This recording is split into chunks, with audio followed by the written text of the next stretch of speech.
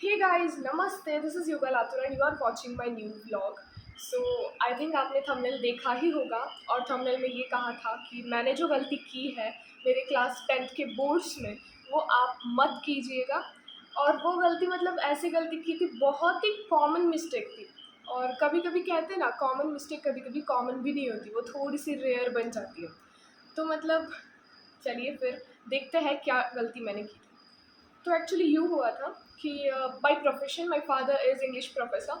So English में out of marks लेना ये मेरा एक छोटा सा टारगेट था क्लास 10th की बोर्ड्स में। तो मतलब एज आई टारगेटेड दैट, क्या कुछ भी करना है पर इंग्लिश सब्जेक्ट में मुझे आउट ऑफ मार्क्स लेने हैं 100 आउट ऑफ 100। और बहुत लोगों के कहने में ऐसा आ रहा था कि लैंग्वेज सब्जेक्ट है उसमें नहीं होगा, ऐसा वैसा। लैंग्वेज सब्जेक्ट्स में मतलब क्या होता है ना, जब हम राइटिंग स्किल में ज़्यादा लिखते हैं तो उसमें ज़्यादा मार्क्स नहीं देते और तुमसे नहीं होगा, बहुत लोगों का ये मानना था। पर मुझे ये थोड़ा क्रॉस करना था उन लोगों के थॉट्स। तो मुझे कुछ भी करके ना इंग्लिश में बढ़िया से 100 आउट ऑफ 100 मार्क्स चाहिए थे। बट हुआ ये कि इंग्लिश का पेपर था, हमारा थर्ड पेपर था इंग्लिश का, first Marathi, second Sanskrit and third English. तो फिर इंग्लिश का पेपर था and I was so happy that, and उस दिन था थर्सडे, यानी साईं बाबा का दिन। तो मैं साई दर्शन करने टेंपल में गई। और टेंपल में मैं, मेरे पापा और मम्मी, हम तीनों मिलकर तो गए, थोड़ा प्रे वगैरह की।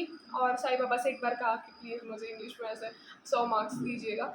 उन्होंने भी आशीर्वाद दिया, बट कुछ कहते हैं ना, कभी कभी लक फैक्टर भी होना चाहिए।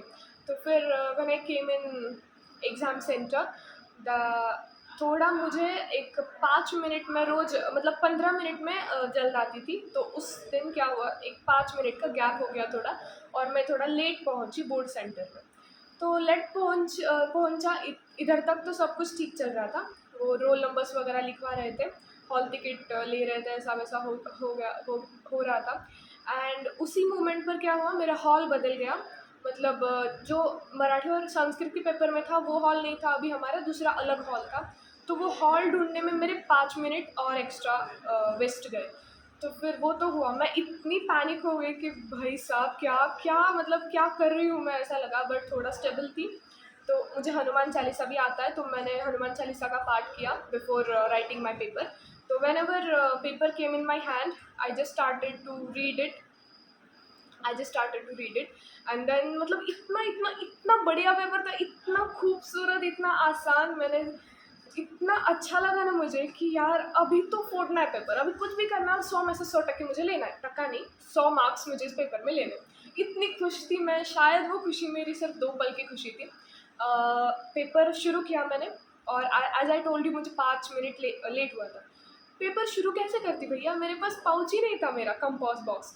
तो वो मेरे से बहुत ज़्यादा गड़बड़ हुई थी, क्योंकि पहले से ही मैं लेट थी, ऊपर से मेरा कंपास बॉक्स कार में भूल गई। तो क्या इधर उधर हुआ, मेरा सिर्फ एग्जाम पैड और हॉल टिकट मेरे साथ था, और कंपास बॉक्स गायब ही था। खुद पर इतना, मतलब इतना ऐसे गिल्ट फील होता है, यू का इतना भी तुझे संभाल में नहीं आता है, लाइक दिस। बहुत सारा परेशान हो गई थी मैं। तो मैंने उस क्लास में के सर से कहा कि सर ऐसे ऐसे मेरा कंपास बॉक्स गुम गया है, hi come. Actually today is my birthday ना गाइस, थोड़ा प्लान किया था एंड शी इज़ हियर. अरे ते हे सांगत होते इंग्लिशचा पेपरचं नाही का, मला कुणाला बोलायलीस एवढा भारी. नाही नाही. हाँ, तो कहाँ पर थी मैं. तो हुआ यूँ था कि इंग्लिश का पेपर मेरा हाँ, कंपास बॉक्स जो था कार में भूल गई मैं. तो फिर उस सर से कहा की सर असं असं कंपास बॉक्स विसरला माझा कारमध्ये.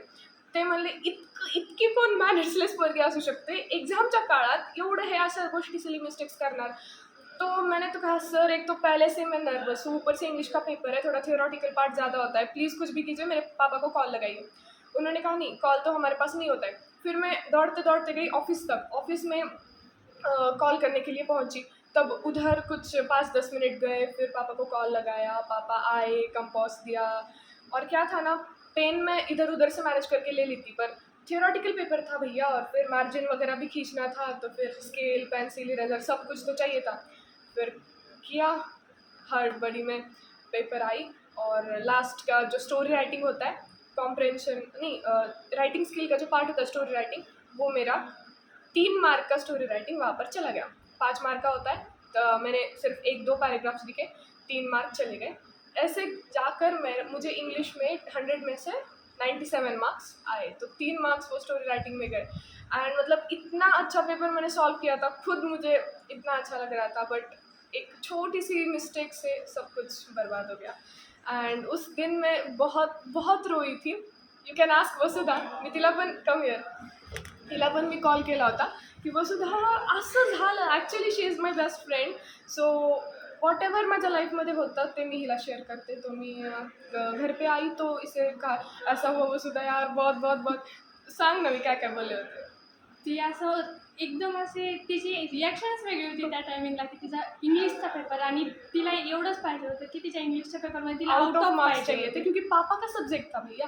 सारे रिलेटिव्स भी पूछे, अरे यश सर तो इंग्लिश पढ़ाते हैं, तुझे उसमें भी 100 में से 100 नहीं। तो मतलब वहाँ पर बहुत इतनी रोई थी ना मैं, मतलब कांट इमेजिन। बट अभी लगता है कि अगर वो 3 मार्क्स ले लिए होते तो 100 में से 100 मिलते। पर गाइज ये गलती भी आपसे हो सकती है, इतना ओवर कॉन्फिडेंस मत रखिएगा, क्योंकि मैंने तो ये ओवर कॉन्फिडेंस में ही किया सब कुछ। हाँ, चलिए फिर बाय। बर्थडे पार्टी है तो थोड़ा सेलिब्रेशन बनता है, तो let's see. Bye, thank you, और लाइक कीजिए, शेयर कीजिए, सब्सक्राइब कीजिए। युगल आतुर साइनिंग ऑफ।